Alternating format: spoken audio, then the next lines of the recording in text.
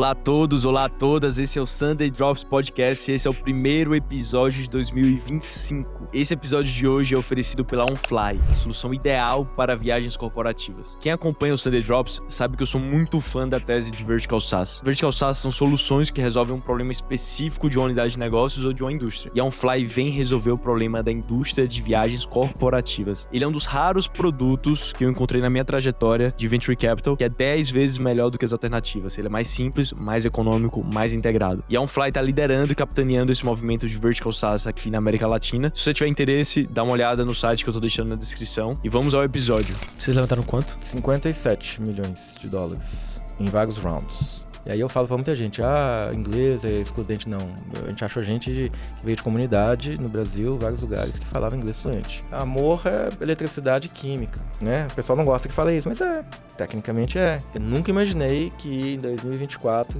a gente geraria vídeo, imagem por prompt de texto, ou carros autônomos andando na rua, dirigindo sozinho, São Francisco, Los Angeles, Phoenix, você pode pegar o Waymo, qualquer pessoa pode pegar e funciona, é maravilhoso. É uma honra ter nesse episódio do Sunday Drops com esse amigo, mentor e um dos meus investidores preferidos, Reinaldo Norman, o famoso Ray. Ray, obrigado por ter vindo ao Sunday Drops. Obrigado você, sempre um prazer falar contigo agora publicamente. Pois é. Pela primeira vez, então vamos fazer bonito. Imagina que a gente acabou de se encontrar no evento e a gente não se conhece. Como é que você se introduz, como é que você conta a sua história em 2 minutos? Cara, sou de Belo Horizonte, mudei para São Paulo, morei nos Estados Unidos, na China, na Malásia, na Coreia, no México, em outros lugares. Fui empreendedor por 25 anos, errei muito mais do que aprendi, tive 2 exits, fiz algo grande na época, que era um videogame para países emergentes, né? Hardware, que é raro, né? Tem empreendedores de hardware, principalmente no Brasil, foi nos Estados Unidos, mas é raro.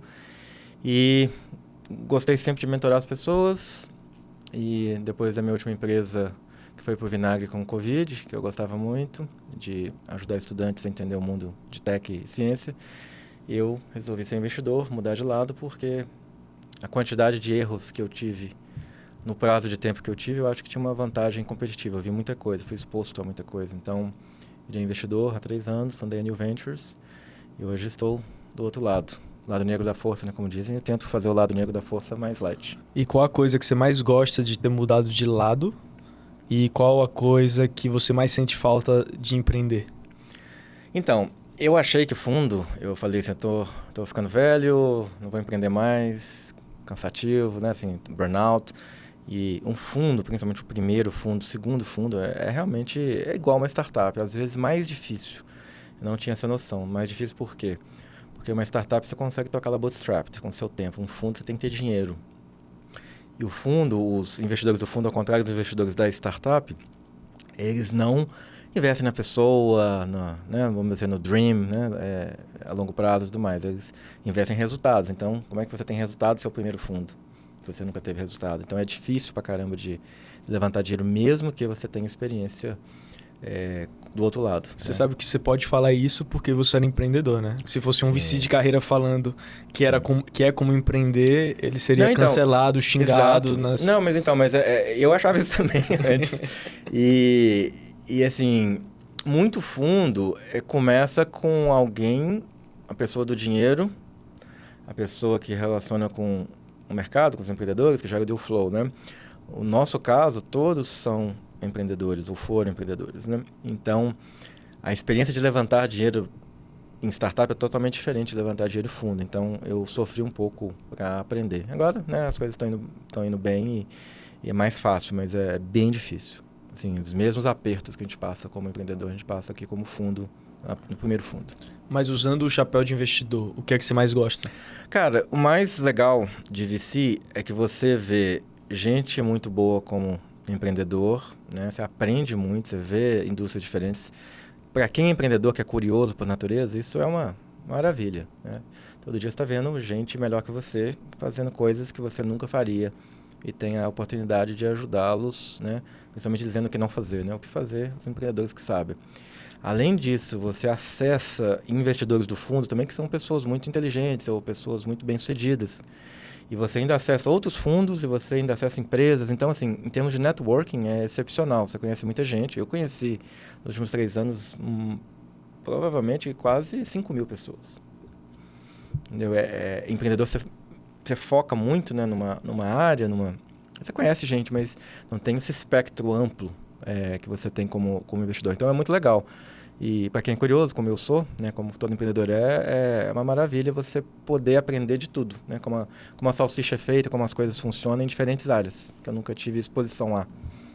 E você estava comentando a sua bio, né? E agora eu vou dar uma viajada. Porque você não comentou um aspecto muito importante sobre você, que você já foi 36 vezes pro Japão. 36 agora, no ano que vem. 35. 35 vezes pro Japão. O que te atrai tanto da cultura japonesa? Cara, é uma longa história. Eu sou um cara que começou a jogar com 4 anos de idade, em 1980. Tá? Primeiro um Atari, que é americano. A Atari tem uma longa história, inclusive, né?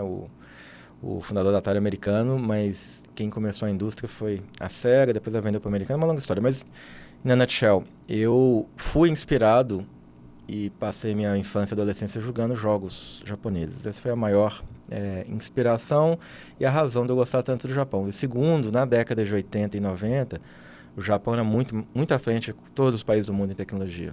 A gente tinha em 1982, eu lembro até hoje disso, um relógio da Seiko, se não me engano, com televisão. Transmitia direto pro relógio. Tinha um relógio, uma tela e um cassette player, assim, que era o receptor, né, de televisão analógica. Você colocava na cintura, tipo a bateria do Vision Pro. Você colocava na cintura que você via a televisão. Então, eu via aquilo, não tinha internet ainda, via em revistas e etc. E eu era muito inspirado, né? Relógios eletrônicos, videocassetes, depois DVDs, laser, né, os CDs. Então, o Japão era um país, assim, sonho de todo geek. Mas eu só fui pro Japão a primeira vez em 2005. Então, foi um... Então você tá com a média de mais de uma vez por ano. Eu ia, geralmente, quando eu morava nos Estados Unidos e na China, eu ia 3 vezes, 4 vezes por ano. A trabalho? Os dois. A trabalho, quando eu fiz a Tectoy Mobile, né? Tive o privilégio lá de trabalhar com o Stefano e lançar a divisão mobile da Tectoy. Eu ia muito pro Japão para licenciar jogos japoneses, né? E vender nas operadoras. E depois com o Zibo, né? Que foi o console, videogame que eu criei, né, que eu comentei no início, eu ia para o Japão também para licenciar jogos.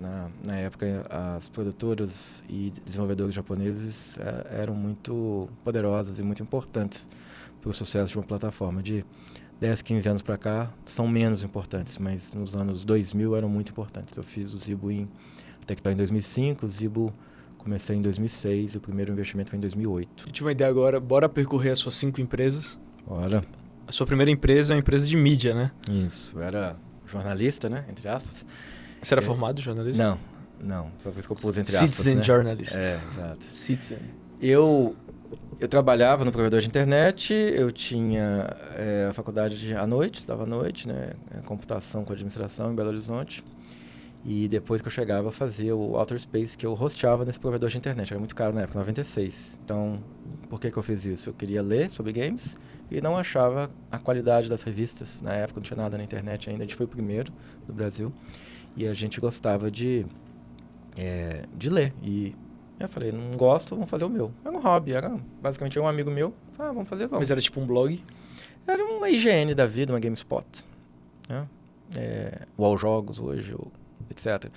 E Outer Space porque a gente gostava de UFOs na época, e tem um filme que chama-se Plan 9 from Outer Space, do Ed Wood, que é um dos piores filmes da história. A gente gostava muito de filmes B.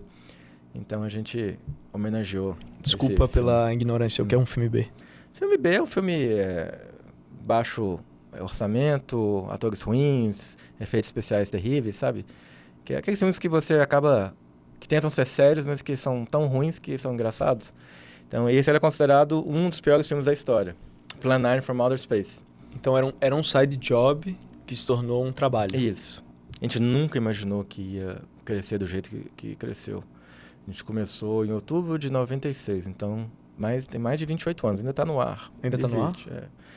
E ele cresceu no final dos anos 90 e início dos anos 2000. Ele era o maior site de entretenimento da América Latina. Chegou um momento que você pensava, caramba, eu tô trabalhando com o que eu amo. Isso. Eu não acredito que isso é meu trabalho. Não, foi muito orgânico, sabe? Foi o famoso... Todo mundo fala, né?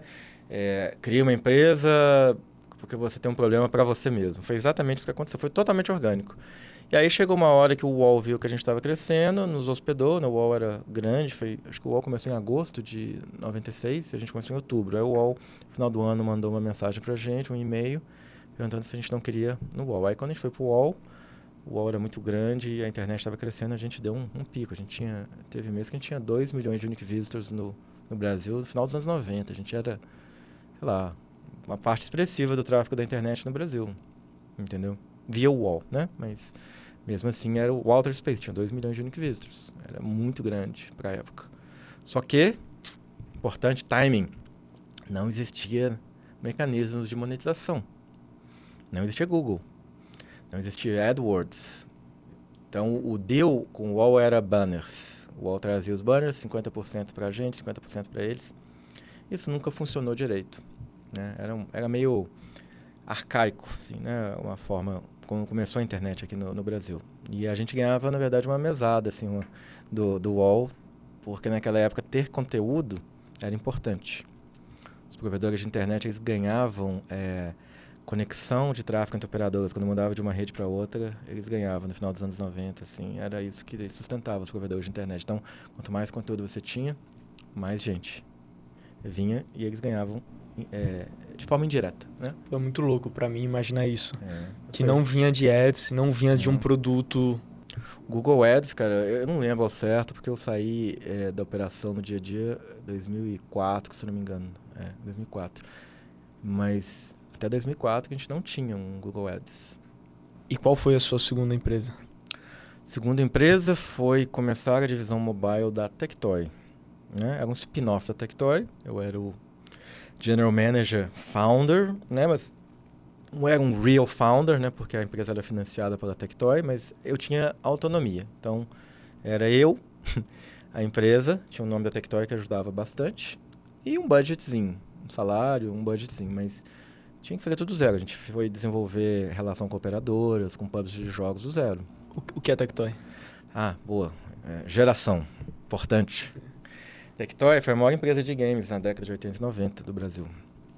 Todo mundo que tem mais de 35, 40 anos sabe que a Tectoy jogou Master System, Mega Drive, tanto de brinquedos eletrônicos. A Tectoy era uma das maiores empresas do Brasil, não só de games. Ela trazia todas as novidades do Japão para cá, para o Brasil. Era muito avançado numa época de reserva de mercado do Brasil, né? Que o Brasil, você não deve lembrar, obviamente, que você é mais novo, mas até 1990 e 91, o Brasil você não podia importar nada.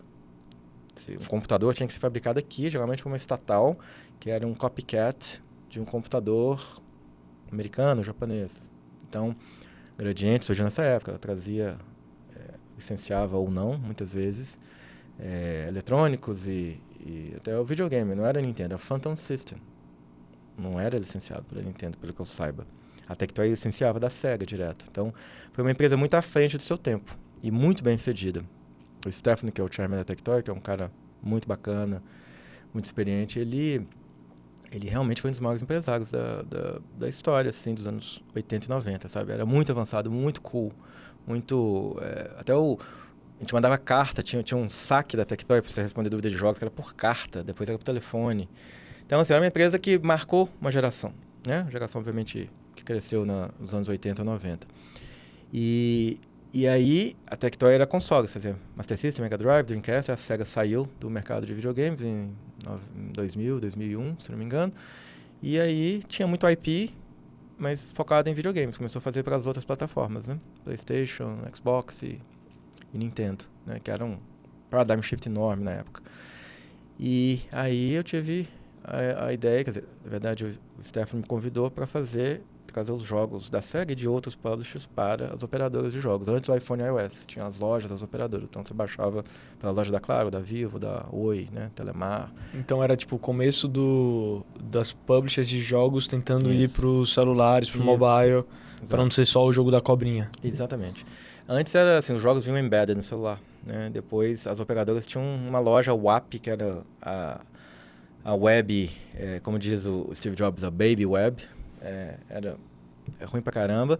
Aí você baixava os jogos e cobrava na conta da operadora. Você pagava. E aí os publishers licenciavam. Nessa época, se não me engano, acho que foi em 2006, a EA comprou a Janded, que era uma das empresas mais bem-sucedidas do mundo. A Jammed tinha a licença do Tetris, que era gigante, né? Vendeu pra caramba. A EA comprou a Jammed e que virou EA Mobile. Né? Hoje todo mundo conhece EA Mobile. Foi uma aquisição de $580 milhões. 2006, se não me engano. 5 ou 6, não lembro. Mas isso mudou a indústria, entendeu? Aí que a indústria começou a se profissionalizar. Tinha a Gameloft, aí a Activision começou a fazer, aí os japoneses começaram a fazer. Então você tinha jogos que funcionavam em celulares pouquíssimo potentes. E tinha 100, 200 celulares, você tinha que fazer para cada um era um sistema operacional, cada um uma memória, uma bagunça. Isso passou quanto tempo na Tectoy? Então, a Tectoy Mobile foi 2005, aí eu fiquei 1 ano e meio, eu tive a ideia da terceira empresa, que era a Zibo, né? Que era um console de videogame que baixava jogos over the air, né? Usando as operadoras de telefonia. O 3G estava sendo lançado naquela época, 2006, no Brasil. Por que isso tem a ver com videogame? Porque na época, PlayStation, Nintendo, Sony, Nintendo e Microsoft, os jogos eram em CD ou DVD e eram 100% praticamente pirateados. Então, os publishers de jogos não ganhavam dinheiro no Brasil ou nos países emergentes. E aí, eles não ganhavam dinheiro no Brasil ou nos países emergentes e não se interessavam. E os usuários aqui, os consumidores, eles tinham que comprar jogos piratas. Né? Então tinha uma banquinha de jogos piratas, qualquer esquina de São Paulo, qualquer cidade grande no Brasil, Santa Efigênia, 25 de março. É um lugar meio insalubre algumas vezes, às vezes os jogos não funcionavam. Era uma experiência ruim, né? O UX era péssimo. Eu lembro das lojas, assim, que você ia pra comprar jogo pirata. Quando era lojas, era uma banquinha, né? Era barato, você podia copiar o jogo no próprio computador, né? Muita gente fazia em casa, assim. Então, o que a gente fez? A gente fez um videogame de entrada que baixava jogos via 3G. Foi a primeira vez que tinha internet de alta velocidade, entre aspas, que o máximo era 7.2 mega por segundo, eu lembro bem. E aí ele tinha um modem dentro, como se fosse um celular dentro de um console, ligava na televisão. E aí tinha uma loja, foi antes da App Store do iPhone. Né? Então era um negócio, eu acho, à frente do tempo. Porque você tinha uma interface, tinha uma UI, você escolhia os jogos, tipo que você faz hoje nos consoles tradicionais, fazia em 3G. Então era plug and play. Ligava o console, conectava, e aí você baixava o jogo e pagava. Qualquer jogo já estava adaptado? Não, aí a gente tinha que licenciar e portar para o sistema operacional do console Zibo à época, que era o Brew da Qualcomm. Por isso que a gente foi investido pela Qualcomm Ventures. Vocês foram investidos pela Qualcomm nessa época? Foi o primeiro investimento que eu saiba da Qualcomm Ventures fora de operadoras do mundo de mobile, no mundo. Vocês levantaram quanto? $57 milhões em vários rounds. Era muito dinheiro na época, né? E é hardware, mas hardware is hard, né? E quanto mais bem sucedido você é, mais você tem que levantar dinheiro, né? Esse que é o problema. Software, você tem um deltazinho, né? Sei lá, 100 milhões de usuários estão acessando o seu app, você vai pagar cloud hoje, mais caro, mais hardware. Você tem que comprar chip. O ciclo de capital é totalmente diferente. Exatamente. Na época, por exemplo, né, eu não tenho mais NDAs, né? Os NDAs acabaram, então eu demorava 9 meses para receber um chip da Qualcomm. Então eu tinha que adivinhar 9 meses antes quantos chips eu precisava, quantos consoles eu tinha que fabricar, para que praça, licenciar os jogos, aprovar os jogos, portar os jogos, vender para os retailers do console. Então e ainda é assim, algo muito difícil fazer hardware, porque você toca em vários pontos que empresas de software não tocam, né? Você aprende sobre logística, logística reversa, lidar com retailer, lidar com operadores. A gente tinha que licenciar, comprar airtime das operadoras, né? A gente comprava, sei lá, me dá na época 1 GB, quanto que é o preço do gigabyte, ou do megabyte, né? Na verdade a gente comprava o megabyte. Pra você ter uma ideia, as operadoras cobravam 5 centavos de dólar o megabyte de dados. E isso com uma negociação, assim, super badass. O consumidor pagava, sei lá, $1 por megabyte. Então, a gente chegava ao operador e falava assim, olha, quero comprar, sei lá, 100 gigabytes. Faz um preço menor pra gente. E a gente incluía o preço dentro do jogo. Então, quando a pessoa ia comprar R$10, R$20, R$30, ela já estava incluso. Deixa eu fazer uma pergunta pode ser muito burra, tá? Não, nenhuma pergunta é burra. Não tinha Wi-Fi na época? Não. Não tinha Wi-Fi ainda? Assim, tinha, mas não era popular. Não era público. Não era popular. A penetração de internet... O que aconteceu é o seguinte, os países emergentes, eles deram um leapfrog. os países desenvolvidos eles tinham Wi-Fi, internet de cabo, né? Ou via TV a cabo, ou fibra e tudo mais. Mas os países emergentes não. Então, a maioria das pessoas começou a acessar a internet nos países emergentes via celular. Então, assim, em países desenvolvidos, o Zibo não fazia o menor sentido. Porque todo mundo tinha cabo, tinha, né, Wi-Fi, ou pelo menos um cabo de rede chegando em casa. Mas no Brasil, nos países emergentes, não. Era muito pequeno a base. Como foi a recepção do consumidor e o que você aprendeu sobre consumer nessa época? Nossa, cara, temos que fazer um outro podcast para isso. Mas, em linhas gerais, o Zibo foi lançado no Brasil, México e China. Essa é a razão de eu ter morado na China. Foi lançar lá uma empresa do zero. Né? Na China, consoles eram proibidos na época. Então, a gente teve que fazer um educational video game dentro de set-top box das operadoras de TV a cabo e telefonia. A gente fez outro produto, uma placa só. E aí, quem distribuía eram eles, e a loja era nossa, mas a gente fazia. Brasil, impostos nos ferraram. A gente era 100% legal. E a base era Estados Unidos? A sede era Estados Unidos, A gente tinha escritório aqui, né, Tectoy aqui, distribuição, e tinha um estúdio em Campinas, do André Penha, do quinto andar. Ele era o head do estúdio. E tinha o Rafa também, que era sócio dele, que era meu braço direito em developer. A gente tinha um escritório na China e no México. Então era uma operação grande. A UI era feita no Japão. Então era um produto bem global mesmo, sabe? Brasil, Estados Unidos, México, China. Quantos funcionários? A gente foi de 2 para 200 em 2 anos. Né? Mas em termos de startups, o que eu aprendi? Primeiro, don't lose control until Series A, né?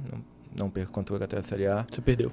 Perdi logo do início. Eu não sabia o que eu estava fazendo e era um negócio muito diferente. Dependia muito dos outros para começar, né? Não era um software, você estava uma cadeia mega complexa. Eu precisava de chip, precisava de sistema operacional, precisava de suporte. A Qualcomm tinha, assim, dezenas de engenheiros nos suportando, entendeu? Chip de som, DSP, driver, mudar um sistema operacional. Foi um negócio complexo. Cultura super importante. Quando você cresce desordenado, você perde o controle e a empresa começa a gerar focos assim, de dispersão, né, de cultura que não estão alinhadas, isso é ruim. E 3, a gente achou que o nosso concorrente era uns consoles de videogame e acabou que o nosso maior concorrente era o Android. Estava começando. Né?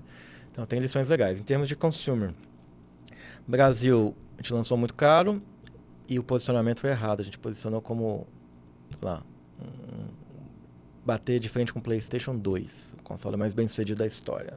Not a good idea. Né? E era muito caro aqui. O PlayStation Pirata custava R$399 na época, $150, alguma coisa assim. E o nosso chegava a R$499. A gente pagava todos os impostos. O PlayStation era importado ilegalmente, como tijolo. Eu lembro que eu vi uma nota, eles traziam um container e declaravam como tijolo. Custava $8, não lembro os números. Então, acho que o posicionamento foi infeliz de ter posicionado como um console. No México, a gente posicionou como um videogame educacional. O primeiro videogame. Deu muito certo. E na China também. Entendeu? Então, acho que o posicionamento é importante. Não adianta você ter um produto bom se você não posiciona da forma correta. Né? Você está vendendo ouro, tem que falar que é ouro. Né? A gente meio que falou que era ouro e estava vendendo cobre. Né? Assim, em termos de capacidade de processamento. Você estava vendendo, sei lá, Casio numa prateleira de um lugar de... Assim, se a gente tivesse posicionado certo, com o preço certo e tudo mais, ia ser um puta sucesso. Como a Tectoy tinha provado com o Mega Drive. Mas aqui no Brasil não foi muito. No México foi mais. E na China também. Mas, 2, a gente levantou muito dinheiro, né? $57 milhões, mas mais da metade desse dinheiro foi usado para operação e para hardware. Tipo capital de giro, sabe? Dinheiro para comprar, operação, procurement, fábrica, máquina para fazer o console. A fábrica não era nossa, mas eu tinha que fazer, né? As máquinas e tudo mais. E a gente investiu um pouco em software. Toda plataforma de conteúdo, o que matters é o conteúdo, não o hardware, né? Eu sabia disso, mas eu fui vencido pelo board. Aí que está a questão do controle. A cabeça das pessoas que estavam no board, que era majoritariamente da Qualcomm, com razão, eles focavam mais em hardware e licença, que era o business model dele. Então, eu devia ter feito o melhor trabalho, assim, mas me colocar nessa situação na época. Eu era um menino de Belo Horizonte, completamente ingênuo, crazy. Consegui levantar um negócio no PowerPoint, consegui licenciar das maiores empresas do mundo, assim, já estava muito, né? Falei, uau, cheguei muito mais longe do que eu imaginava. Mas a lição é, startup, it's not enough ser bom em uma coisa, ou tem que ser bom em tudo e o melhor em tudo, se você quiser fazer uma startup legendary, sabe? Você não pode se conformar, você tem que ser bom de negociar, de contrato, distribuição, de o que é que seja, tecnologia, contratar pessoas. Então, aprendi na marra. Eu acho que isso hoje me ajuda muito com founders. Quantos anos você passou lá? Tipo, foi uns 5 anos. E aí eu vendi minhas ações de volta no final de 2010. E aí, sua quarta empreitada? Quarta empreitada é engraçada. É uma empresa de jogos sociais chamada Dois Mundos, que existe até hoje. O Antônio está lá tocando. A Dois Mundos fazia jogos para Orkut. Começou com Orkut. A gente achava que o Orkut ia morrer, em 2012. Foi em 2011 que a gente começou. Então a gente começou com o Orkut. Em 2011 o Facebook passou o Orkut no Brasil, etc. Então a gente licenciava marcas. A gente licenciou Endemol, tinha Extreme Makeover. A gente fez um jogo com a Contigo, com a Editora Abril. Assim, projeto grande, assim, 1 milhão de pessoas jogando e tudo mais. E a gente começou com o Orkut, a gente fez todo o Analytics do zero para o Orkut, que não tinha, todo billing para o Orkut do zero. Imagina hoje você pluga com Stripe, duas linhas, pega um Power BI ou Google Analytics, whatever, né? A gente fez do zero um Analytics, muito bom, por sinal. E o Emiliano que fez, né? Boa, Emiliano, se estiver vendo. Era muito bom o produto. Mas aí o Facebook entrou e os grandes que não vinham para cá por causa disso, que tinham que fazer Analytics, tinham que fazer Payment Method e tudo mais, aí eles entraram com dezenas de milhões de dólares de advertising. O Facebook tinha billing e tinha um Analytics mais primário, mas tinha, né? E a gente não conseguiu competir, era muito grande. Tinha que... E o que faz a empresa hoje? Faz software development para empresas. Mas eu saí em 2013. Foi assim né, eu vendi minha parte também para a empresa. E a quinta empresa? Bom, tem quinta e sexta, mas vamos falar da quinta e da sexta. Eu falei 5, mas... São 6. São 6 na prática. A quinta foi um app para gerar logotipos, usando algoritmos genéticos, 2013. Algoritmos Chamava Satone. Genéticos. Era um machine learning, era um generative AI antes do generative AI. Era um negócio extremamente complicado, matemática pura. É como se fosse fazer um engine de jogos. Que calculava polígonos e que montava shapes e cores e texturas, etc. O meu co-founder na época, ele fez engine de jogos, então ele é um cara muito bom de matemática. Christian, mais um shout out para você. Um cara muito bom. A minha motivação era uma motivação muito, muito mesquinha. Eu queria destruir as agências de publicidade que cobravam muito caro para fazer logo. Essa era a minha motivação. Então foi um revenge startup, sabe? E cara, assim, mais uma vez, estava à frente do tempo, era muito legal, not good enough. Né? Ainda não tinha tecnologia, assim, né? Que o Steve Jobs fala, o vetor de tecnologia é muito importante você acertar o timing, né? A maior lição de empreendedorismo é acertar o timing. O resto doesn't matter much. É que você sempre tá na fronteira, né? Ou eu tive muito para trás ou muito para frente. Eu já tive dos dois lados. E both are bad. Entendeu? Porque eu fico pensando muito até, sei lá, Schumpeter, destruição criativa. Muita gente usa esse termo errado. Esse termo significa que a tecnologia acaba matando, fazendo muitas empresas de um setor sofrerem. Por exemplo, logotipo com GNI hoje. Então, hoje, né, hoje, se eu tivesse... O Android com videogames. Isso. Então, se eu tivesse começado essa empresa em 2020, mesmo que fosse com algoritmos genéticos ou com machine learning mais sofisticado, assim, essa empresa poderia ser uma empresa gigante. Aí, logo na virada do DALL-E, do Midjourney, né, todas as tecnologias eu ia treinar para fazer isso. Mas, mais uma vez, poderia, né? Mas não foi. Eu tive até um sucesso razoável, foi feature na Apple Store, no App Store nos Estados Unidos. Né? Isso você já estava morando lá? Já estava. Depois de 2006 eu fiquei, né? 2006 a 2020 eu fiquei fora. E, cara, sim, fui featured, tive, sei lá, 150 mil downloads uma semana, mas o barco estava furado, assim. Você completou a tríade aí. O que aconteceu foi que, assim, as pessoas não queriam aquilo de verdade. Ela é cool. O pessoal falava, ela é neat, né? Bacana. Mas não era algo essencial e repetitivo. E aí a gente pivotou para fazer texturas. O que são texturas? Texturas de pedra, texturas de madeira, texturas de coraçãozinho, de bolinha. Mesma coisa, usando a mesma tecnologia, mas usando textura. A tecnologia era muito melhor para textura. E aí a gente falou, vamos vender caneca com logos, ou com texturas, ou capinha de iPhone, ou almofada, não tem nada a ver com nada. Né? Outra lição de... você pode spread too thin, né? Se você não focar muito, eu devia ter continuado. Né? Fazendo logos e melhorando a empresa e tudo mais. E a gente integrou com uma gráfica lá, da Bay Area. E aí a pessoa entrava, mexia em alguns sliders, escolhia tudo, apertava um botão, via na caneca, ou na cortina de banheiro e tudo mais, pedia e chegava em casa. Era bem cool. 2013. Mas... é o que eu falo, fall in love with the problem, not with the solution. A gente, mesmo sabendo demais, sendo founder 4 vezes, 5ª vez nesse caso, né? Eu apaixonei pela solução. Né? Desejo de vingança contra as agências de publicidade na época. Né? Algo bem infantil, mas né, faz parte da história. E aí, as pessoas queriam fotos. Elas não queriam texturas. Mas como assim fotos? Foto, sei lá, com a sua esposa, com os filhos, pôr do sol da Tailândia, ter uma capinha de iPhone com... entendeu? Com o Japão, na capa. Eu não queria uma textura, sei lá, de ardósia ou de bolinha, entendeu? Então, a lição. Aí eu tive uma crise existencial. Falei, pô, e agora que eu vou fazer? Aí eu escrevi 3 livros de empreendedorismo e tecnologia, em inglês, português e espanhol, gratuitos. Eu fiquei sabendo... aqui no Brasil, meu livro era usado em universidades, até em mestrado, doutorado, assim. Era gratuito. Voltou às origens. Assim, a forma de educar, né? Legal. Assim, olhando para trás, eu sempre gostei de ajudar pessoas e ajudar a educar pessoas. Que é um pouco do que o VC faz, né? Você fala o que não fazer e os founders que não conhecem muito, você tenta educar sobre as melhores práticas do mercado. Claro que pode concordar ou discordar, não tem problema, mas né, você já viu muito, então você acaba tendo um certo peso, né, para o founder.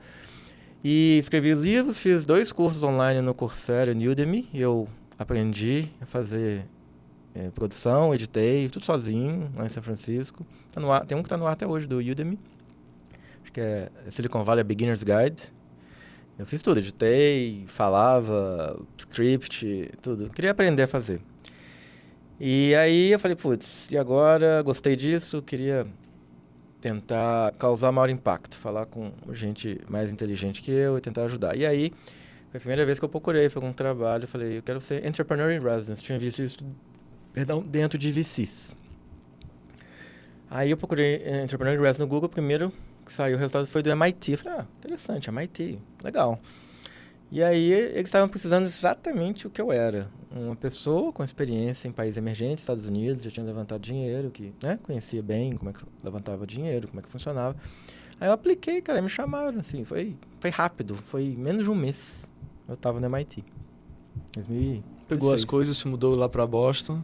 Mudei 1 ano, era um negócio de 1 ano, e aí foi muito bacana, eu sei lá, mentorei mais de 250 alunos, alguns que estão, inclusive, com startups no Brasil. Eu tenho o Fabrício da Thrive, tenho o Bruno e o André da Zip e outros.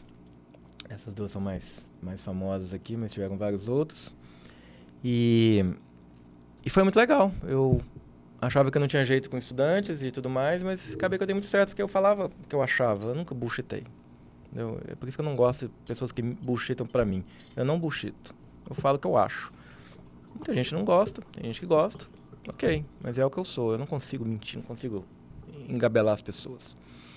Então, eu mentorei essa galera, achei do caramba. Porque era gente muito melhor do que eu. E você realiza nas pessoas. E aí, logo depois, eu fiz a última empresa, que era a Innova Lab, que levava estudantes de high school para o Vale. Saí do MIT, voltei para a Bay Area. Senti falta da Bay Area. E o que a gente fazia? Fazia camps que mostrava o que estava acontecendo em tech e ciência. CRISPR, carros autônomos, computadores quânticos, por aí vai. A gente tinha o plano bem delineado. Vamos fazer camps, do things that do not scale, né? Vamos fazer camps, assim, manuais mesmo. A gente levanta o dia de anjo só. ótimos anjos e assim, trazia a galera pro Vale. A maioria do Brasil, mas tinha gente de 8 países que a gente trouxe. A gente pagava 20% de bolsa para quem não poderia vir. O único critério era falar inglês fluente. E aí eu falo para muita gente, inglês é excludente. Não, a gente achou gente que veio de comunidade no Brasil, vários lugares, que falava inglês fluente. Os jovens aprendiam inglês usando Spotify, ou Netflix, ou YouTube, por aí vai. E foi espetacular, né? Aí a gente falou, beleza, agora vamos para a segunda fase, vamos trazer essas pessoas para os países, vamos fazer conferências, né? E depois a gente ia digital e levantar dinheiro, né? A gente quer entender como diferenciar. Aí nós estava indo super bem, super feliz, dando muito certo, sabe? Assim, puta network que a gente tinha no Vale, fazia coisa assim, de verdade, não era turismo, era, sabe, conversas, selecionava, entrevistava todo mundo. Aí o primeiro evento estava marcado para 27 de março de 2020, em São Paulo. E aí, você já deve imaginar o que aconteceu.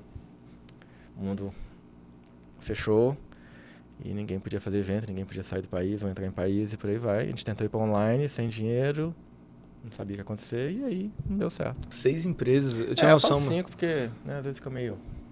Porra do caralho. Cara, muito... Mas assim, não recomendo. Sim, mas porra. Tem que aprender mais, ir mais deep nas empresas, sabe? Assim, eu fui meio... Eu tinha mas o caminho é o que é, né? É o que é, exatamente. Não tem muito o que é... Iris ou iris. Então, aí a gente, né, não podia mais fazer nenhum eventos presenciais lá, nem conferências no mundo. A gente ia fazer Brasil para começar, mas ia em vários países. Já estava olhando coisa na Coreia, no Japão, por aí vai. 4 das 6 empresas foram nos Estados Unidos. E eu acredito que a maior parte foi no Vale. Não, foram 3... Bom, depende. A Outer Space, a Tectoy Mobile aqui no Brasil, a Zibo em San Diego, foi nem no Vale. San Diego não é Vale do Silício, apesar de ser Califórnia. A Dois Mundos é incorporada lá, mas eu vim ficar aqui um ano, em 2012. Então, acho que é mais brasileira do que americana, apesar de ser incorporada lá, Delaware e tudo mais. Tinha uma filial aqui. A Satomi, que era do app, era nos Estados Unidos. Né? Teve a Zibo na China também, que eu considero outra empresa. Não quis separar, mas assim, era outra empresa, literalmente outra empresa, outro produto, outro software completamente diferente, só chinês e uma outra coisa de fora. E a Nova Lab, sim, lá no Vale também. Que o Vale representa para você? Cara, essa é uma boa pergunta. O Vale foi quando eu me encontrei. Porque quando você é empreendedor, eu falo com as pessoas, é importante o ambiente que você está. Todo mundo fala, você pode fazer qualquer empresa em qualquer lugar do mundo. Não. Algumas empresas você não pode. Se você quiser fazer hardware hoje, você tem que ter uma presença na China. Você pode fazer hardware no Brasil? Pode. Vai ser competitivo? Não. Você tem que ter um R&D center lá, provavelmente fábrica lá, agora talvez no Vietnã, talvez na Índia, mas tem lugares que aumentam exponencialmente as probabilidades de você ser bem sucedido. Tecnicamente, você pode fazer qualquer empresa de qualquer lugar do mundo, mas é muito mais difícil. Para quê? Ficar mais difícil algo que já é difícil, né? Que é empreender. Então, o Vale foi quando eu me encontrei, porque eu sempre pensei como as pessoas do Vale, mas eu nunca fui entendido. Nem San Diego era entendido. É interessante, completamente diferente a cultura. O que é pensar como pessoa? As pessoas eu pensava grande, eu era ingênuo, eu pensava em dominar o mundo. E eu chegava aqui, o Belo Horizonte nem se fala na época, mesmo em São Paulo, até em San Diego, o pessoal te botava para baixo. Você não vai conseguir, cadê seu business plan, né? Blá, blá, blá, blá, blá. E eu falei, não, é inevitável, tem que fazer, etc. Aí quando eu cheguei no Vale, todo mundo falou, pô, isso aí. Tipo assim, pô, tá pensando pequeno, porque não levantar mais dinheiro e tudo mais. Então, o Vale tem uma característica de rebeldia, assim, de pensar muito grande, de ambição, que eu não vejo lugar nenhum do mundo a não ser a China. A não ser a China? A China é um lugar que pensa muito grande, muita ambição. Conta mais. Entendeu?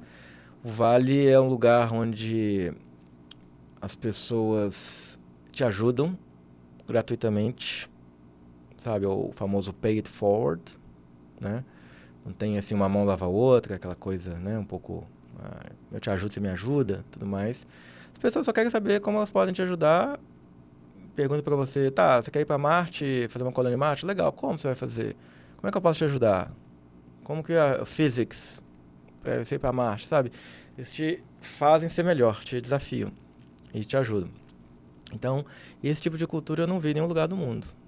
Claro que Silicon Valley virou um pouco de um meme, assim, né? No sentido do Richard Dawkins, né? Assim, de uma ideia, um tipo de cultura que permeou vários ecossistemas do mundo, incluindo o Brasil. Mas o Vale original, assim, o que eu conheci, etc., cara, é um lugar mais ambicioso junto com a China, por razões diferentes. A China é muito mais financeira, execução. O Vale realmente é fazer coisas novas, diferentes, não pensadas, levanta muito dinheiro. E como qualquer lugar que quer quebrar as regras e fazer coisas novas, tem muita perda, né? Tem muito dinheiro investido. Eles não se importam com risco, entendeu? Porque uma em 10 vai se tornar algo grande. Eu vejo muito em outros países, até aqui mesmo, que, principalmente os VCs, eles querem um negócio mais seguro. Ah, perdi dinheiro. Faz parte, é VC, Venture Capital, entendeu? Tem empresa que perdeu 1 bilhão investindo em empresa que deu errado. Faz parte. O lado do risco da equação é muito diferente. Total. E o quanto isso é resultado de ter uma densidade de talentos técnicos maior? É 100% relacionado. Eu acho que, assim, um dos livros que eu escrevi, né, não quero pensar muito filosoficamente, não, mas esse negócio da cultura da Califórnia, do Vale do Silício, começou com a corrida do ouro, onde só os misfits, troublemakers, pessoas que arriscavam muito foram para lá tentar ficar milionário e etc. É o Vale do Silício da época, né? O Vale do Ouro, né? O Golden Rush da época, Gold Rush da época, né? E, assim, cara, seleciona quem ia pro Vale, entendeu?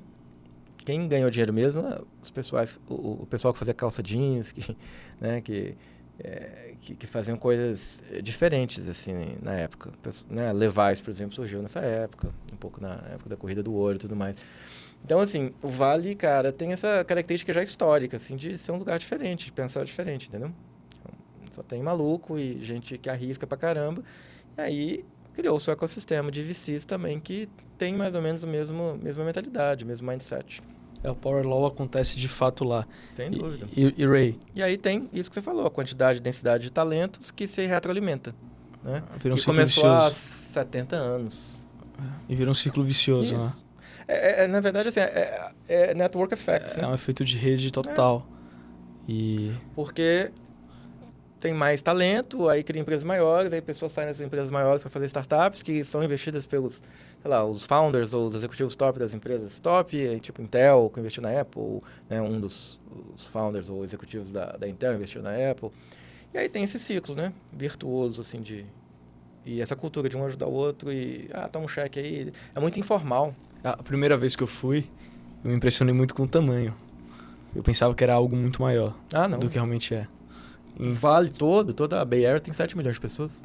Eu pensava que era algo, assim, muito maior, dado a concentração de valor gerado na tecnologia. Não, exatamente. Cara, é gente se encontrando e fazendo coisas, entendeu? O Vale é a gente. E, Ray, meeting the right people. Você estava contando sua trajetória. E você fez uma tríade em 3 setores muito importantes. E que tá sempre sendo revolucionado pela tecnologia, pelas evoluções. Certo. E eu quero escutar a sua percepção sobre o mundo de hoje e previsões malucas, ideias que você tem acerca deles. Adoro. No meu livro de 2015, eu previ um mundo em 2035. Depois você pode colocar no ar. Vai estar no Esse que eu acertei, eu errei. Vamos ver. 10 anos. Não mudei nada. Porra, eu quero escutar mais. Mas você começou a sua trajetória em mídia. Certo. Depois você voltou a ela, quando você foi escrever livro, foi trabalhar com concurseiro e tudo mais. Sempre gostei de escrever, de me comunicar e de ensinar. Então, mídia, ponto 1. Ponto 2, hardware. Então, você fez isso intensamente, muito profundamente. E eu não sei se você é uma pessoa que ficou traumatizado ou não. Fiquei. E o terceiro foi software. Você trabalhou com um software. Eu queria escutar, e agora indo de trás para frente. Tá. Cara, qual o status do mundo de software hoje é um mundo que a gente vê o uso de AI, de certa forma, está abaixando mais os custos, está aumentando a velocidade de deployment, a gente vê as evoluções low code, no code. E a gente começa a ver todo esse mundo de do it yourself, Replit e tudo mais.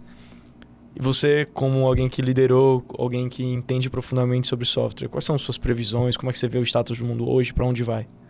Cara, é difícil adivinhar o futuro, né? É uma ciência inexata, mas eu vou tentar. Eu acho que os próximos 2 anos, agentes autônomos. O que são agentes autônomos? Por exemplo, eu quero comprar uma passagem para ir para o Japão, para Tóquio, de São Paulo, para 2 pessoas, classe econômica, entre o dia tal e tal, na United, indo por Chicago, dando um exemplo, né? Uma tarefa extremamente complexa para o ser humano, inclusive. Você toma um tempo para fazer isso. Quem nunca ficou lá horas, né? Rodando aqueles sistemas da década de 70 das companhias aéreas que se conectam a sistemas bonitinhos, tipo Expedia, Decolar, por aí vai. É uma tarefa extremamente complexa. Os próximos 2 anos, agentes especializados em AI, né? Que são basicamente robozinhos, né? Que vão entender, ou verbalmente, ou por escrito, e vão fazer isso para você. Acho que para mim está muito claro que isso começa a acontecer de fato ano que vem.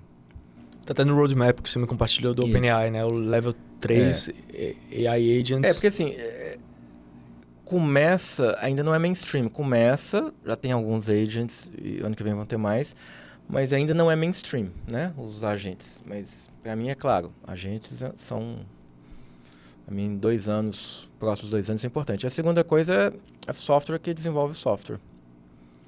Ou seja, é um software que escreve o próprio software sem precisar de humanos, né?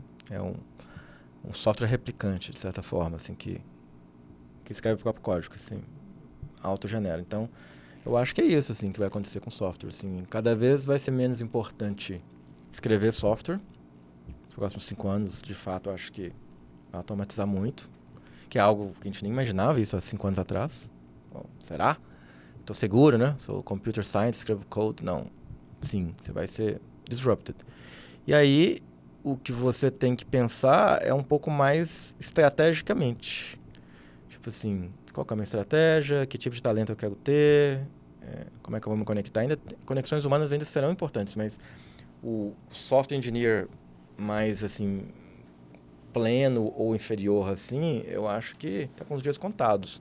Acho que os software engineers vão ser mais estrategistas, arquitetos, e vão manage um time pequeno que vai, junto com as AIs, produzir software cada vez melhor, entendeu? Desse mundo, de certa forma, quem tem taste ou quem tem alguma visão sobre o que pode potencialmente dar certo, acho que ele passa a ter um valor maior, né? Sem dúvida. Cara, assim, nossa, a coisa vai ficando muito complicada e muito rápida, assim. Eu brinco que é mais rápida do que a situação política na Coreia. E tá difícil de entender, né? A gente fez um evento em agosto lá no Vale, que a gente levou algumas startups nossas e chamamos alguns convidados, que a gente falou com a gente da OpenAI, Google, as pessoas que estão à frente mesmo desses produtos. E a impressão, claro que eles não podem falar muita coisa, né? Tinha Meta também, DeepMind. E eles não podem, obviamente, revelar, né, o roadmap e tudo mais, mas o meu entendimento é que nem eles sabem o que vai acontecer depois de 2 anos. Talvez tenham novos breakthroughs, talvez... Por exemplo, hoje é dia 4 de dezembro. 4 de dezembro que a gente está gravando. A DeepMind soltou um modelo de AI que gera, basicamente, jogos playable, só com texto. Tipo, faça um first person shooter, tipo Halo, com, sei lá, com Marines no planeta, não sei o que, ele gera para você e você joga. Então, é algo que eu acho que vai afetar todas as categorias criativas. Sei lá, a DALL-E, Midjourney e todos esses outros afetaram, sei lá, fotógrafos ou artistas, né, ou ilustradores e tudo mais. A gente estava brincando aqui agora há pouco com o Notebook LM do Google, que gera um podcast automático sobre qualquer assunto, desde que você alimente com uma fonte de dados. Pode ser um site, pode ser um PDF e tudo mais. Tem apps fazendo vídeo com qualidade cada vez melhor. Tem apps gerando vozes, inclusive a sua própria voz pode ser sintetizada em 10 segundos de áudio. Então, toda a indústria criativa, game developers, etc., está ameaçada por AI. Então, qual que vai ser a solução para isso? I don't know. Mas eu acho que o papel vai mudar, né? No caso de um podcast, por exemplo, as pessoas seguem pessoas. No futuro, elas vão seguir AIs. E aí, talvez você vai ter que ter um nicho de... como ser humano, né? Um podcast sobre as alegrias de ser humano. né? Porque as AIs vão falar sobre quantum physics, sobre qualquer coisa muito melhor do que um humano. Talvez com um avatar digital, indistinguível de um humano. Fez uma simulação nossa aqui. Exato. Exatamente. O próprio Reid Hoffman soltou um vídeo dele, o Reid AI, sendo entrevistado pelo Reid AI. Isso já aconteceu. Não é mainstream ainda, mas a tecnologia já está aí. Então, eu acho que tem um ponto para nós, como humanos, da gente pensar mais sobre como... O que a gente vai fazer, como que a gente vai comunicar, etc. As coisas mais transacionais vão ser feitas quase 100% por AIs, muito em breve. Né? A gente tem que pensar assim, qual é o nosso propósito, né? Por que a gente está fazendo isso, etc. Ainda os humanos vão estar aí, vão ser importantes, mas vai ser a primeira vez na história que uma espécie vai ser mais inteligente que a gente em tudo. E vai replicar tudo que a gente faz. O pessoal fala, o amor não pode ser replicado. Não, vai ser replicado. Muita gente vai fall in love, tem gente que vai fall in love com o ChatGPT. Amor é eletricidade e química. Né? O pessoal não gosta que fale isso, mas tecnicamente é. A gente não sabe como, a gente não sabe direcionar para uma pessoa X ou Y. Né? É legal amar alguém e ser amado, é importante. Mas as AIs vão gerar isso. Tem um filme que eu gosto muito, o Ex Machina, de 2014, que eu acho que ele é bem aquilo ali que vai acontecer. Quem não viu ainda vê o Ex Machina do Alex Garland, que é para mim, uma excelente previsão de como o futuro vai ser em 10 anos. Tirando a parte distópica, né? De destruir o mundo, coisa do gênero, mas... E você que viveu outros momentos de fronteira? A gente tá falando ali de quando você tava lançando videogame e aí tava vindo o Android, tava vindo essa mega onda, essa maré. Isso, você se sente mais preparado a lidar com isso depois de ter vivido ou é algo que não se aprende? Excelente pergunta. Cara, eu sei hoje o que eu não sei. Na época eu não sabia o que eu não sabia. Isso ajuda. Mas no final das contas é outro paradigma completamente diferente. Eu não sei o que vai acontecer. Eu tenho uma ideia nos próximos 2 anos. Por exemplo, empreendedores usem AI nas suas empresas para call centers, suporte, geração de conteúdo. Quem não estiver usando vai ser disrupted. É claro, é meio óbvio.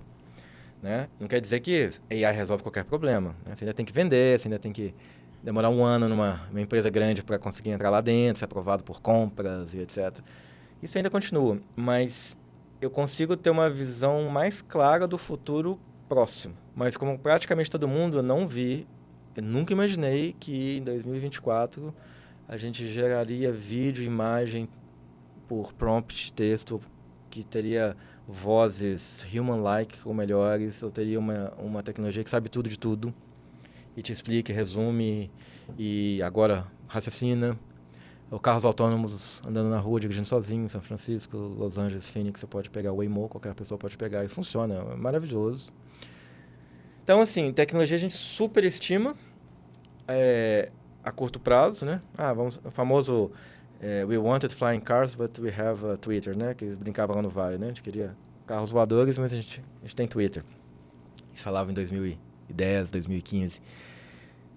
Mas a gente subestima a longo prazo. Por exemplo, no meu livro que eu escrevi coisas meio malucas, de previsões para 2035, nunca me passou pela cabeça que você conseguiria fazer um vídeo por texto. Sim. Nem há 2 anos atrás isso passava pela minha cabeça. Tem uma frase que eu gosto muito, né? Que é justamente a gente superestima o que pode acontecer em 2 anos, mas com certeza a gente subestima o que vai acontecer em 10. Exatamente. Porque a gente pensa linearmente e não exponencialmente. E um ponto que me pega muito sobre o mundo de hoje é... De fato, a gente teve toda a revolução tecnológica, toda a revolução da informação, mas isso não se traduziu no ganho de produtividade. Então, se a gente parar para pensar, os aviões de 1970, a gente decaiu um pouco a velocidade, porque o Concorde não foi viável. Don't get me started on that. Né? Mas a gente um dos meus exemplos.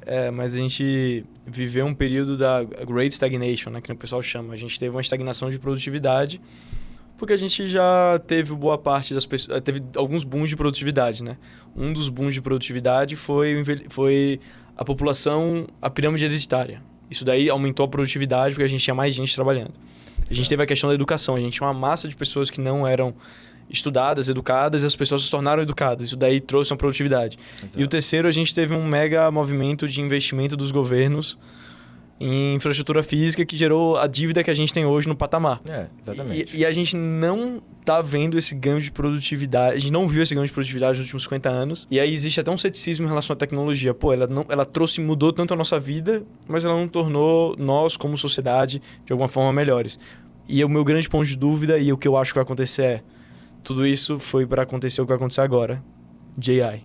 Assim, a gente teve um ganho de produtividade, revolução industrial, etc., mas a gente estagnou, vamos dizer assim, nos últimos 50 anos, exceto microchips e software, né, que foram realmente... Dobrou a cada exato, que realmente foram, anos. mas assim, igual você falou, os aviões, carro, outro dia eu tava andando num carro aqui, eu falei, esse carro parece ter 20 anos, é um carro de 2024, assim, não é possível, não mudou nada. Espacial. Aí a Tesla e os fabricantes chineses fizeram carros elétricos, começaram, você vê que é uma outra geração de carros, né, que não... Eu acho que é um pouco de... Quando a gente está numa... Guerras avançam o mundo, né? Obviamente, eu sou contra guerras, toda pessoa de bem é contra guerras, mas o fato é, a civilização avançou durante as guerras. A Segunda Guerra Mundial foi algo trágico e matou dezenas de milhões de pessoas, mas do ponto de vista civilizacional, avançou uma série de tecnologias, né? Até para a própria sobrevivência. O ser humano, acho que tem que estar no limite ali, sabe? A pirâmide de Maslow, quando você é ameaçado nas suas necessidades básicas, ele se torna muito mais produtivo, né? E AI, eu acho que vai quebrar todos esses paradigmas, igual você falou, porque é a primeira tecnologia da história que consegue melhorar a si mesmo, né? Improve itself. Isso já está acontecendo. Today. Ainda não é mainstream, ainda não é algo, mas não vai precisar mais de gente para inventar as próximas invenções daqui a um certo tempo. Então, tem um livro que chama AI, Our Final Invention. AGI, né? O Artificial General Intelligence, que é a AI mais inteligente que os humanos em todas as milhares de vezes, milhões de vezes mais inteligente que todos os humanos da Terra. Quando a gente inventar, em alguns anos, ou em uma década, ou em 2 décadas, né? Ninguém sabe quando, eu acho que vai ser mais rápido do que a gente imagina, essa AI vai resolver todos os problemas que a gente antigamente resolvia a gente mesmo, né? Como humanos. Vou ser engenheiro, vou fazer ponte, vou ser software engineer, vou fazer app, whatever. Então, é uma mudança, é o maior ponto, na minha visão, o maior ponto de inflexão da história da humanidade, de toda a humanidade, né? Do Homo sapiens. É a primeira vez que a gente vai ter uma espécie que potencialmente é mais inteligente que a gente. Potencialmente não, vai ser mais inteligente. Vai ser mais inteligente. E isso é algo... Já né? Assim, muitas coisas. Uma calculadora, por exemplo... Que ela é muito no task-driven, né? Tipo, se você falar assim, olha, faça essa task, se você der um bom prompt, ela tem uma boa chance de ser melhor que eu. Então, mas já está mudando. Vou dar um exemplo. Eu estava brincando com os amigos, né? O mundo de cripto é um mundo muito maluco, tem aí dezenas de milhares de meme coins e que não faz sentido nenhum, é puramente especulação. Aí eu perguntei pro Wall1 do ChatGPT, o modelo novo, né? Que raciocina. Cara, ele deu ideias muito boas. Eu pedi inclusive para ele fazer a matemática da moeda, né? Como é que funciona, etc, etc. Fez. Entendeu? Ainda é um negócio, inventei a nova penicilina. Não, mas vai chegar lá. O AlphaFold, que ganhou o prêmio Nobel de Química. Química. Ele resolveu um problema da biologia que era impossível de resolver com humanos. Ele resolveu o problema de protein folding, né? Não sei como fala em português, dobramento de proteínas, não sei a palavra, protein folding, que um PhD demorava quase 5 anos estudando para resolver de uma proteína. O AlphaFold resolveu 220 milhões, a última vez que eu contei, ao mesmo tempo. E o que isso impacta a vida de vocês que estão nos vendo? Novas vacinas, cura para as doenças mais terríveis da humanidade. Você pode tornar os seres humanos mais eficientes biologicamente. Pode resolver um tanto de problema. Cresça no fim do dia, se você pensar de produtividade numa coisa micro. Você está pensando num time de biólogos trabalhando... Eu tô pensando assim, eu acho que a gente vai encontrar... Vai ver que a gente tem AGI quando a AI não começar a repetir, ou, né? Porque assim, se você tem todo o conhecimento do mundo, você tem um certo tipo de inteligência. Se você é um analfabeto e não estudou cálculo e matemática, você pode ter um QI de 150. Mas você não vai conseguir fazer uma ponte, você não vai conseguir aprender coisas complexas, fazer um chip, fazer um acelerador de partículas, por aí vai. Então, o ChatGPT e esses modelos de Large Language Models, eles são inteligentes no sentido de, na minha visão, essa é uma opinião pessoal, de terem todo o conhecimento do mundo. Então, assim, eles vão fazer melhor do que muita coisa. Eu estou usando muito o ChatGPT, inclusive, para ajudar a diagnóstico de doenças, ou de dores, ou de etc. Cara, inacreditavelmente. Obviamente, eu sou responsável o suficiente para levar pro médico, né? Deixar o médico dar o diagnóstico, mas eu vou te falar, viu? Eu diria que tá melhor do que 90% dos médicos. Aconteceu comigo essa semana. Eu fiz um exame, eu fiz o upload do exame no ChatGPT. E aí me veio uma mega resposta super bem detalhada, eu fiz algumas perguntas adicionais e ele foi me respondendo, incluí outros exames. Impressionante. Não. Eu vou levar no médico para dar o double check. Aí minha mãe viu eu fazendo isso, ficou super impressionada. Aí tem um exame do pai dela, um exame mais complexo, que ela fez o upload. Você não tem noção o quanto ela ficou impressionada com a resposta. Exato. Assim, os novos modelos eles estão muito impressionantes. Exato. Esse novo modelo ChatGPT eu tô muito impressionado. Não, agora. exato, cara. E assim, eu tava com uma dor na perna, não sabia se era muscular, vascular. Eu tava tomando remédio de pressão, né? E outros. Aí eu falei pro ChatGPT, olha, eu tô com uma dor na perna, começou a acontecer tanto, tô tomando tal remédio por tanto tempo, não sei o que você acha que é? Aí dá aquele disclaimer, né? Não sou médico, consulte médico, mas... Eu falei, não, mas fala comigo. Eu vou no médico, fala comigo. Aí que falou, provavelmente é a rosuvastatina que você está tomando, porque existe a probabilidade alta de dar dores vasculares, sei lá, musculares, etc. Ah, eu falei, qual que é a solução? Para de tomar. Eu parei de tomar, melhorou. Juro. Assim, não era um negócio grave, né? Eu tenho muitos amigos médicos também, mas assim, cara, eu diria que tá melhor que 90% dos médicos para diagnóstico. Mas porque ele tem todo o conhecimento de todas as doenças, de todas as correlações do mundo todo, de pesquisa, de research e tudo mais. Como isso não é inteligência? Eu acho que isso é inteligência. E aí você pega um problema de hoje, né? Você pega o problema da sinistralidade dos planos de saúde, que a gente bate em níveis históricos. Você imagina o quanto um auxílio diagnóstico bem feito e acompanhado por médicos também, mas imagina o quanto isso pode ajudar as pessoas a não precisarem ir para o hospital, Exato. a fazerem melhores escolhas, Exatamente. a se prevenir. O quanto isso, quando for junto a um sistema de engajamento de saúde... Sim, vai ser aprovado pelo FDA, cara. Ano que vem, em 2026, um médico virtual aprovado pelo FDA, treinado, sabe? Bem treinado. Porque o ChatGPT é generalista, mas meu ponto não estou dizendo que é um modelo inteligente no sentido de criar coisas novas, mas é um tipo de inteligência você ter o conhecimento de tudo do mundo em segundos, milissegundos. E os modelos novos estão começando a raciocinar. E eu acho que em alguns anos nós vamos ter descobertas científicas feitas por AI. Ou seja, é o meu ponto anterior. Eu acho que... o que vai ser da gente quando a nossa última invenção inventar quase tudo que precisa? Qual é o nosso purpose no mundo? Eu tenho 3 possibilidades para isso. Que são... O cenário número 1, Exterminador do Futuro, todo mundo sabe o que é o mais popular, né? As máquinas vão nos dominar, destruir, blá, blá, blá, blá, blá. Que eu não acredito, é possível, não acho que é provável. Eu acho que é tão provável quanto o segundo cenário, que é a utopia, é o Jornada nas Estrelas, Star Trek, né? Todo mundo respeita todo mundo, vive em harmonia, não tem nada para fazer, eu vou explorar o espaço, conhecer outras civilizações. Acho que a probabilidade desse acontecer é a mesma do primeiro. E aí não é má ou boa. Não tem essa conotação. Depende do treinamento, depende do que ela lê, depende, né, do que a gente colocar de barreiras, etc. E o terceiro é que eu chamo de pets. Né? Se você for pensar, os nossos pets, cachorros, gatos, etc., a gente é Deus para eles. A gente é que monta a vida deles. Eles nem comem sem a gente dar comida para eles. Eles não fazem nada. Quando a gente sai com eles, vamos dar uma volta, eles têm que sair com a gente. Eles não têm opinião. Eles podem, né, latir ou miar, whatever. Mas a gente controla 100% da vida deles. E eles não sabem. E eles gostam da gente, eles, né, são muito leais e fiéis e tudo mais. Eu acho que esse é um cenário mais provável. Talvez esteja acontecendo já.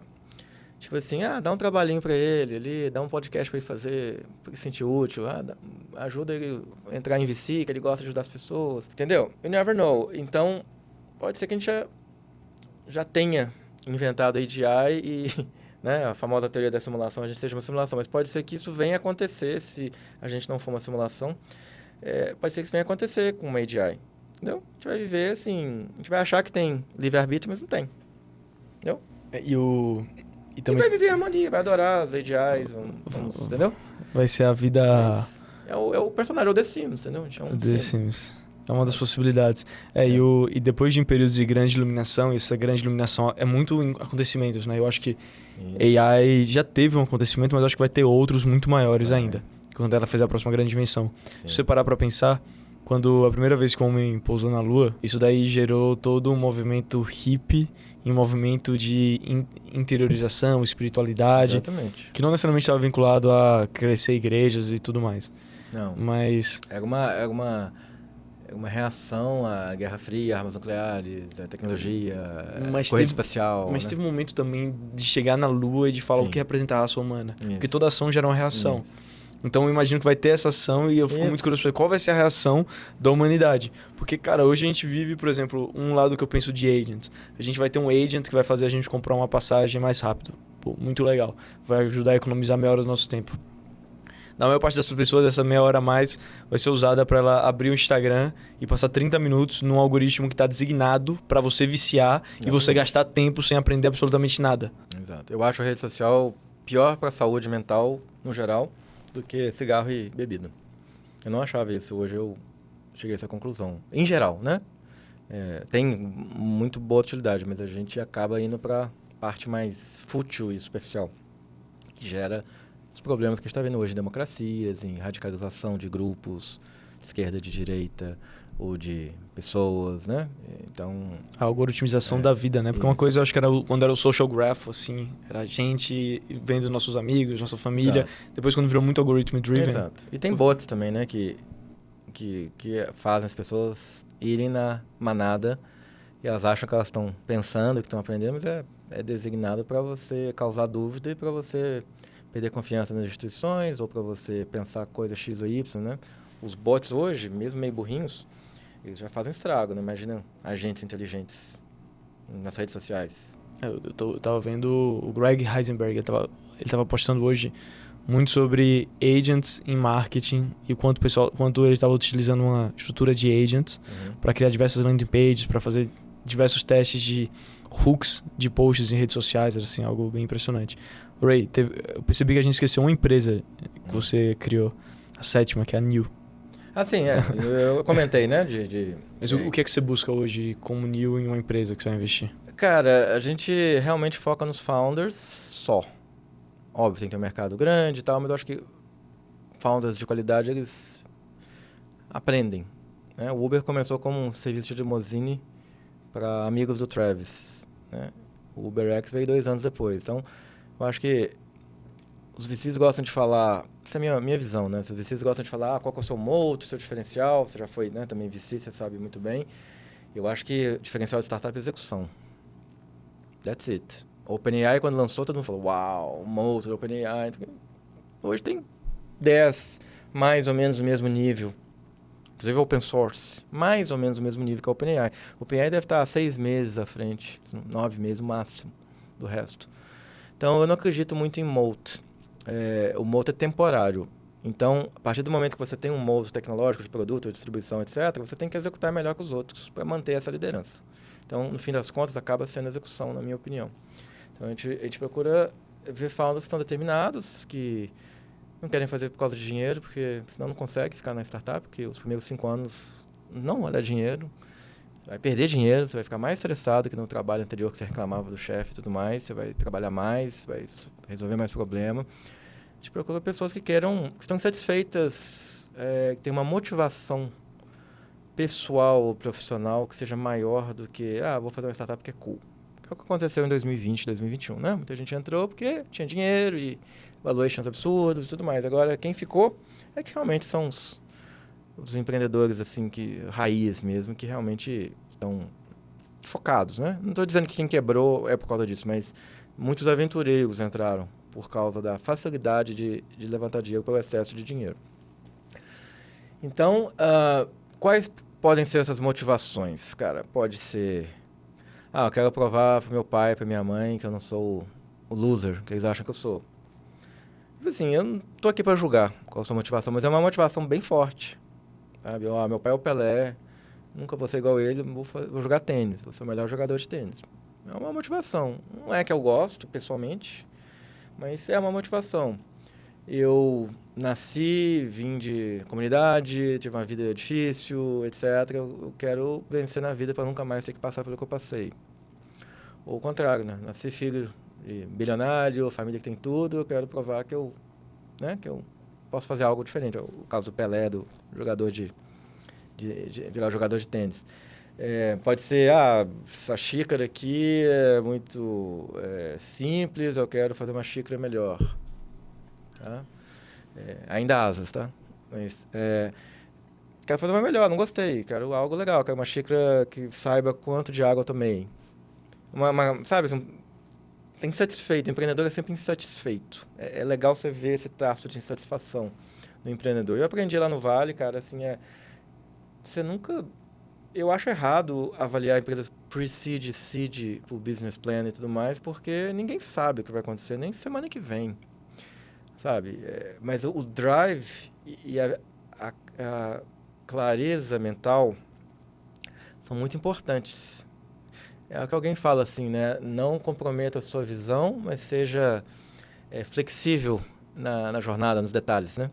Então, se você... Eu contei da minha empresa lá de logos, né? Eu comprometi minha visão, de certa forma. Eu queria fazer logos melhores que as agências de publicidade, por exemplo, que era a minha motivação. Motivação ruim, mas era uma motivação. E eu mudei a minha visão. Eu deveria ter mudado os detalhes, ou forma de ir para o mercado e tudo mais, e continuar naquilo. Então, eu acho que investir nas pessoas, principalmente pre-seed, que é o nosso caso. Primeiro cheque, né? O primeiro fundo eram founders resolvendo problemas no Brasil, podiam ser estrangeiros ou brasileiros, né? A gente investe offshore, a gente investe em safe da Y Combinator, de forma mais clean e rápida possível. O segundo fundo, que a gente começa em janeiro de 2025, a gente fala de Brazilian Founders Going Global. É quem está afim de ambição de fazer uma empresa global. Não quer dizer que tem que ser no primeiro dia, pode ser depois da Series B ou C e tudo mais, mas a gente quer founders que querem mudar. Os founders brasileiros são muito bons em comparação com outros lugares do mundo. Muito bons. Em produto, em go-to-market, em business, sabe? Eu acho que só ainda precisam de melhorar na parte de criar novas tecnologias. São bons tecnicamente também, mas, por exemplo, foundation models, né? Tipo o próprio GPT, o GPT-4 e por aí vai, o Llama. É difícil ter isso no Brasil porque faltam recursos financeiros para treinar os modelos e etc. Então, a gente ainda está muito longe. Quem está fazendo isso é quem está lá? Pode ser brasileiro lá. Ou quando eles estão lá e vêm para cá desenvolver uma solução parecida? Eu acho que vir para cá não vai ter funding. É muito caro. Você vai fazer um foundation model, você vai fazer um AlphaFold, ou um GPT, ou esse que a DeepMind lançou hoje para fazer games, né? Que são foundation models, assim, né? Você precisa de muita grana para treinar, acesso a dados, comprar GPUs. E que VC brasileiro vai investir nisso? Vai investir $1 bilhão. Igual o William levantou, a empresa nova que ele vai fazer, que saiu da OpenAI, vai fazer $1 bilhão de pre-seed. Ninguém. O pessoal muito avesso a risco. Então, não tem nem dinheiro para isso. Mas os brasileiros, o que eu vi acontecer na minha vida os mesmos brasileiros que estavam aqui, que não faziam isso, quando vão para um lugar que tem recurso, ou para uma empresa que tem recurso, muitas vezes são até melhores do que várias outras nacionalidades, etc. Entendeu? Assim, tem brasileiro em OpenAI, DeepMind, Meta, que são excelentes tecnicamente. Mas o que você acha? Vamos trabalhar em cima desse problema. De certa forma, a gente está falando aqui de ambição. A ambição do founder, mas ele tem que ter a contrapartida do dinheiro, do VC. Não adianta ter uma ambição e não ter dinheiro. É o que eu falei, o local matters. Você acha que os meninos da Brex iam conseguir fazer a Brex aqui no Brasil, global? Não. Porque os VCs iam falar, mas qual que é a sua receita? Entendeu? Lá eles apostaram nos founders. Entendeu?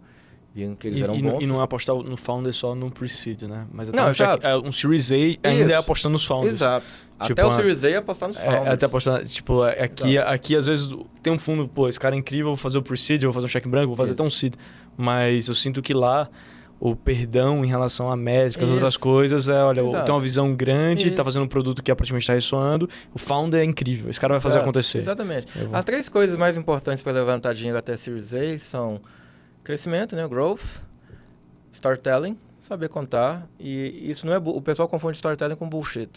Storytelling é contar quem você é, o que você fez, o que você quer fazer, de forma rápida, sucinta, para que uma pessoa que nunca te viu na vida entenda sobre o seu passado, presente e futuro. É bem simples. E a terceira coisa é ambição. O Brasil, muito tempo, era um país não tinha uma ambição muito grande, é um país continental, então as pessoas focavam aqui, resolver problemas aqui, ficaram muito poderosas e bem-sucedidas aqui. Mas agora a primeira geração de founders está pensando em globais, assim, essa é a razão de a gente ter mudado o Fundo 2 para brasileiros, né? Brazilian Founders Going Global. Tem alguns founders de segunda viagem que montaram empresas que foram vendidas no Brasil, que hoje eu vejo que eles estão indo global. Isso, exatamente. Tem alguns exemplos já, tem Gympass, tem a Blip, que levantou agora da Microsoft, do SoftBank Series C, que provavelmente vai fazer um IPO em alguns anos, né? Eu acho que é mais um round para setar o valuation, né? Que levantar uns 60 milhões não é um round tão grande, mas assim, já estão indo super bem. Tem outras empresas, CIT, que não é tecnicamente uma startup, que é VC backable, mas mais private equity, que fez IPO. Hotmart hoje, boa parte da receita vem de fora. Exato, Hotmart, a Wildlife, entendeu? Então, assim, já tem, mas eu acho que agora, assim, o pessoal viu que pode, acordou. Mas o ecossistema daqui, se quiser que essas empresas saiam daqui, os VCs têm que mudar a cabeça. Ah, sim, se eu tiver um fundo de 1 bilhão, talvez eu perca 900 milhões investindo em coisa que não vai a lugar nenhum. Mas os 100 milhões que eu investir, pode virar um Nubank, uma Wildlife, ou, sabe, uma OpenAI da vida, entendeu? Mas aqui, historicamente, por taxas de juros serem muito altas, assim, a cabeça do pessoal é sempre preservar o patrimônio e ter um pensamento financeiro. O VC americano, ele não pensa financeiramente no primeiro momento. Ele pensa em como é que eu vou ajudar a encontrar empresas disruptive. E se eu encontrar essas empresas disruptive, isso vai me dar um puta retorno. É que esse risk aversion, assim, eu sinto que ele vem até quase de uma camada anterior, sim, dado que a maior parte dos LPs são brasileiros. Sim. E a lógica de institucionais. E aí a lógica de conservação de capital dos brasileiros, dado tanta volatilidade, é uma lógica de conservação. Por mais que VC já é algo mega inovador, exatamente, mas ele ainda tem muito a cabeça de conservar patrimônio. Exatamente. É assim, como diversificar para conservar meu patrimônio, né? E que eu vejo muito em angel investors no Vale, etc. Os angel investors estão querendo achar o the next big thing, assim, é fun, entendeu? Perder 10 milhões investindo em 100 startups, tudo bem. Eu já tenho 100, o que vai me fazer falta? Mas, pô, e se eu achar o próximo Uber, o próximo OpenAI e tudo mais, isso é fun. E quando você acha essas empresas e investe nelas, o retorno é desproporcional. Entendeu? Então, é muito... Eu acho que é errado, assim. O pessoal pensa no retorno financeiro antes de pensar em enable, assim, companhias grandes a fazer. Então, o que eu estou tentando fazer no Brasil, muito humildemente, começando só, é ser a primeira perninha para que as pessoas possam pensar grande. Mas eu não consigo com um fundo muito pequeno. O fundo 2 vai ser de 25 milhões de dólares. Ainda é um fundo pequeno. Eu não consigo com um fundo muito pequeno ir até o Series A. Né? Eu preciso de fundo seed ou Series A que tem essa mesma cabeça, entendeu? Então, em muitos casos, o que acontece com as nossas startups, eles têm que ir para fora. Mesmo no fundo 1. Eu não vejo você como... Assim, você é alguém que é um tecnólogo. Sim. Que, por causa do seu propósito de vida, está trabalhando, tá fazendo venture capital. Exatamente. Cara, assim, modéstia à parte, assim, se eu for pensar em quanto que eu estou ganhando... Então, você sabe, né? Assim, todo mundo sabe que tem... Fundo, o dinheiro só vem depois de 15 anos e muito sucesso. E acho que 94% dos fundos fail de retornar capital.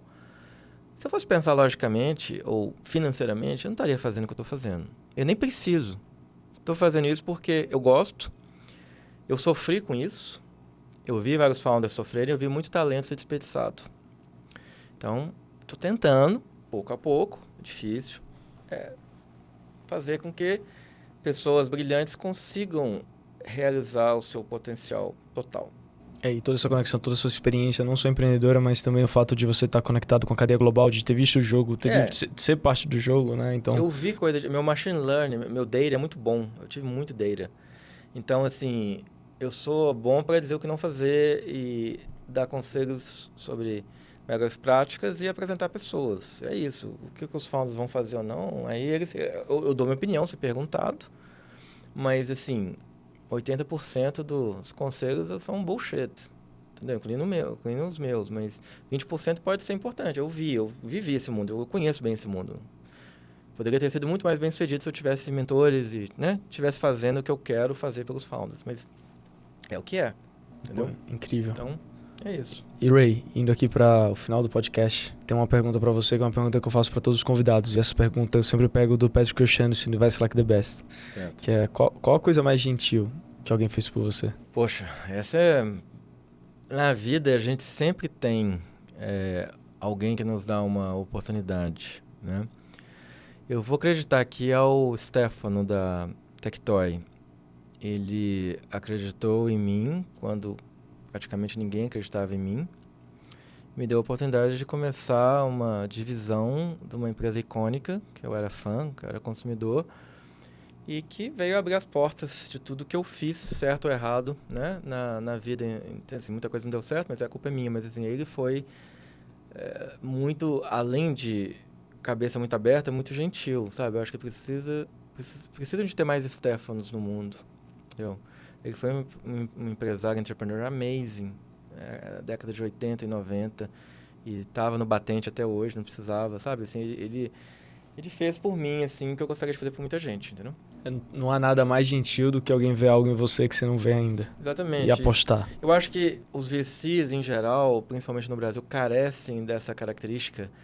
Eles só veem problemas.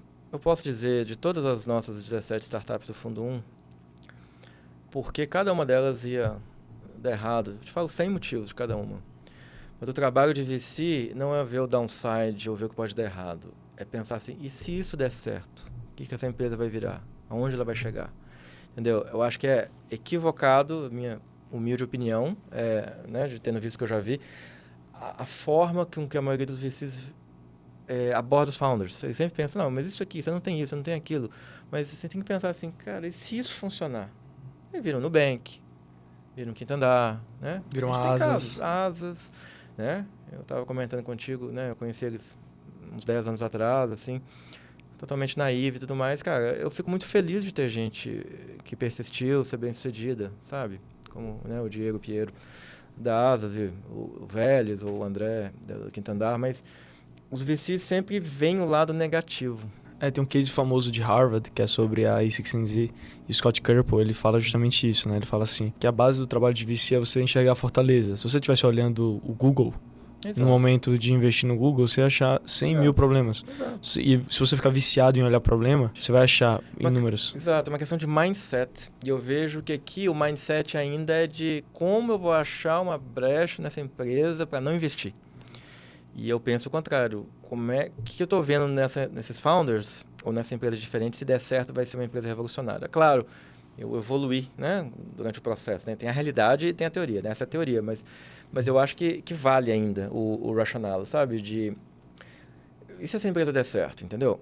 É claro que, primeiro fundo, eu fui um pouco mais conservador do que eu sou. Porque se eu não der resultado, eu não vou ter o segundo fundo. Né? E, então, assim, quanto mais sucesso você tem, mais você se sente confiante, igual founder, né? Mais se sente confiante. Então, a tendência, conhecendo o meu perfil, é ser muito moonshot. Só subindo daqui para frente. Ainda não está no estágio que eu gostaria. Até porque o meu fundo ainda é pequeno, é irrelevante no contexto geral, é relevante para as pessoas, talvez que deem certo por causa dessa mentalidade, mas tem que esperar mais alguns anos ainda, entendeu? Mas assim, a minha tendência é ser super moonshot, entendeu? Cara, não dá retorno fundo se você for muito conservador. Só dá retorno se você for muito conservador no mercado que tem pouca competição, como era o Brasil há 10, 15 anos atrás. Hoje é outro Brasil. Então, assim, você vai querer ficar copiando o que os gringos, os chineses fazem, os israelenses, ou vai querer investir em coisas novas? Eu acho que essa fase já passou. Entendeu? O arbitrage model, né? Você investia num copycat, basicamente. Ok, acho que 15 anos atrás, 10 anos atrás, isso era legítimo. Mas hoje, cara, tem que investir em coisas diferentes e vai perder dinheiro, vai quebrar cara, é normal. Mas uma que você acerta, Power Law, você muda não só o resultado pros founders e pro fundo, mas o ecossistema inteiro, entendeu? Essas empresas icônicas que saem um tanto de gente para empreender. Foi isso que aconteceu no Brasil. Algumas grandes alimentaram o resto do mercado, com product managers, com novos empreendedores, com software engineers que viveram o processo, aprenderam sobre venture capital, aprenderam a escalar. Então, eu acho que agora, assim, ainda mais com AI, é parar de pensar modelo, tem que ter alguém parecido. Não, tem que ser coisas diferentes, entendeu? Só que falar é fácil, fazer é difícil. Quando você tem LPs que são conservadores, a gente tem sorte de ter LPs o primeiro fundo pessoas físicas, que são founders ou de tech, que não estão nessa só para receber o dinheiro. Estão também, claro. Mas eles estão nessa para tentar ajudar o ecossistema. Eu sou muito grato a eles. Nós temos 73 LPs no fundo 1. São empreendedores em boa parte, né? Empreendedores e Big Tech. Né? Então conhecem o jogo, entendeu? A grande maioria. Não quer dizer que os outros que não são sejam ruins. É todo mundo cabeça aberta, assim. É uma característica, né, para investir na gente que tem essa cabeça, tem que ter cabeça aberta, senão não investe. Mas aí eu espero provar que isso também gera retorno. E se isso gerar retorno, eu vou ser mais bold, investir menos bold. Eu não quero viver de management fees. Acho desonesto intelectualmente com você, com seus LPs, com os founders. Eu quero realmente mudar o ecossistema, entendeu? Espero que consiga, mas né, até lá eu tenho que provar muito e baixar a cabeça e aprender com quem já fez. Né? Pô, incrível. Ray, então, cara, obrigado. Que episódio, então. Hein? Ué, tomara que seja demais. Útil. Tá demais, cara. Foi muito, muito bom. Porra, feliz de receber você. Obrigado, é um prazer. Espero te receber no próximo ano para perguntar o que você viu esse ano de revolucionário. Quantas vezes quiser, cara. Qual previsão sua vai me deixar morrendo de medo sobre o futuro? Ou muito otimista? Assim, só pra deixar claro, eu tô otimista, mas... mas, putz, cara, eu tô assustado. Mas quem trabalha na tecnologia não tá assustado. Sim. Talvez seja o podcast mais longo. A gente nem viu passar, né? Isso é incrível, porque, porra, nem vi passar. Eu daria pra ficar mais 1 hora aqui fácil. Sim. Valeu, Ray. Obrigado. Obrigado, viu? Valeu, pessoal. Quem tá no YouTube, se inscreve. Quem tá no Spotify, assina. Depois sigam aí Reynaldo Norman no LinkedIn. Segue o Sunday Drops, a newsletter também. E mais uma vez, muito obrigado. Obrigado e todo mundo estou à disposição, se precisarem de algo. Valeu. Boa. Porra, show, hein? Boa.